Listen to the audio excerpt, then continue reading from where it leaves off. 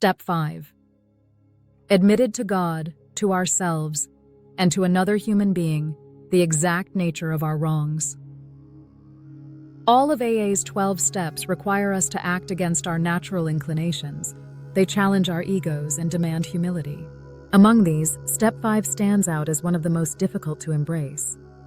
Yet, it is also one of the most essential for achieving lasting sobriety and inner peace. Through the collective experience of AA, we've learned that we cannot isolate ourselves with the weight of our unresolved struggles and the character flaws that fuel or worsen them. If, in Step 4, we've thoroughly examined our past with honest introspection, we unearthed memories we'd rather forget, and recognized how our misguided thoughts and actions have harmed ourselves and others, then the urgency to break free from the torment of these lingering ghosts becomes undeniable. We must share them with someone. However, the fear and resistance we feel about taking this step are often so overwhelming that many of us initially try to avoid it altogether. We look for an easier path, often settling for a vague and less painful admission, acknowledging that during our drinking days, we sometimes behaved poorly. To make it seem sufficient, we might embellish with dramatic tales of our drinking escapades, stories that our friends likely already know. But this is not the true purpose of Step 5. Step 5 calls for a deeper, more honest reckoning, one that requires courage and vulnerability. It is through this act of sharing the exact nature of our wrongs that we begin to release their hold on us, paving the way for healing and freedom. Yet, when it comes to the things that truly trouble and torment us, we often remain silent. We convince ourselves that certain painful or humiliating memories should never be shared with anyone. Whether we were shy and withdrawn or overly boisterous in a desperate bid for attention, we never felt truly connected. However, if the collective experience of AA holds any truth, this mindset is not only unwise but downright dangerous. Few attitudes have caused us more trouble than avoiding Step 5. Some people struggle to stay sober at all, while others relapse repeatedly until they fully confront their past. Even longtime AA members, sober for years, often pay a heavy price for skimping on this step. They recount how they tried to carry their burdens alone, enduring irritability, anxiety, remorse, and depression. Unconsciously seeking relief, they sometimes projected their own hidden flaws onto others, accusing even their closest friends of the very defects they were trying to conceal. They eventually realized that relief doesn't come from pointing out others' mistakes. It comes from confessing our own. The practice of admitting one's faults to another person is ancient and timeless. It has been a hallmark of spiritually centered and deeply religious individuals throughout history. Today, this principle isn't confined to religion. Psychiatrists and psychologists emphasize the universal human need for insight into our own flaws and the importance of discussing them with someone trustworthy. For alcoholics, AA takes this a step further. Most of us believe that without a fearless admission of our defects to another person, lasting sobriety is unattainable. What can we expect from Step 5? For one, it helps us shed the crushing sense of isolation that has plagued us. Alcoholics are almost universally tortured by loneliness.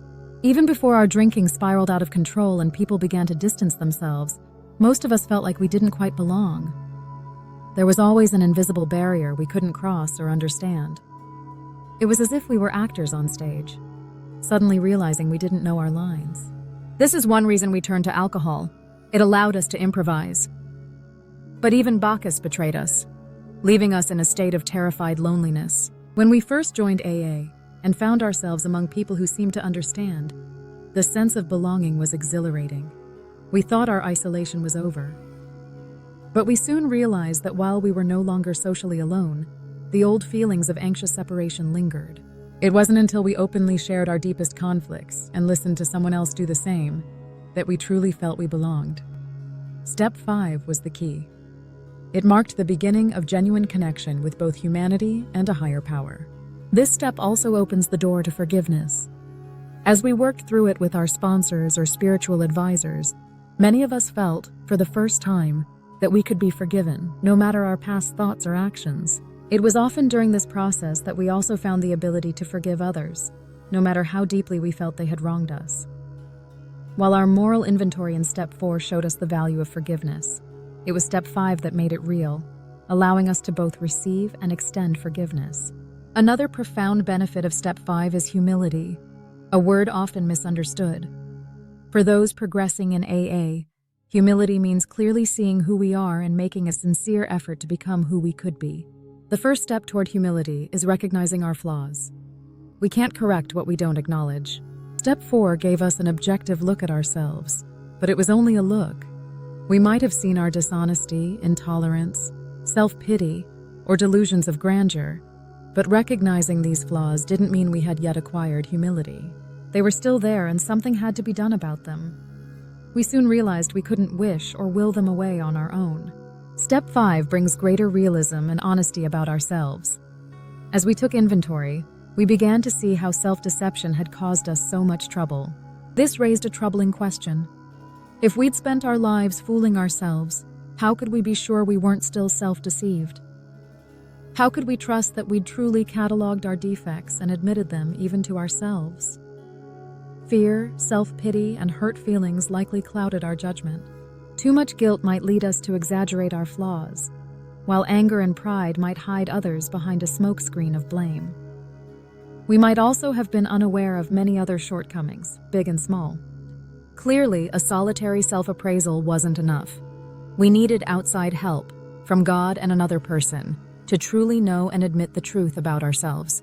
Only by discussing our flaws openly, holding nothing back, and being willing to accept advice could we begin to walk the path of clear thinking, solid honesty, and genuine humility.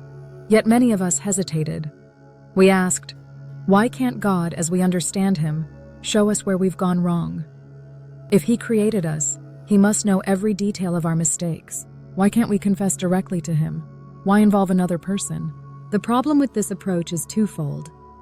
First, while we may initially feel comforted by the idea that God knows everything about us, we quickly grow accustomed to it.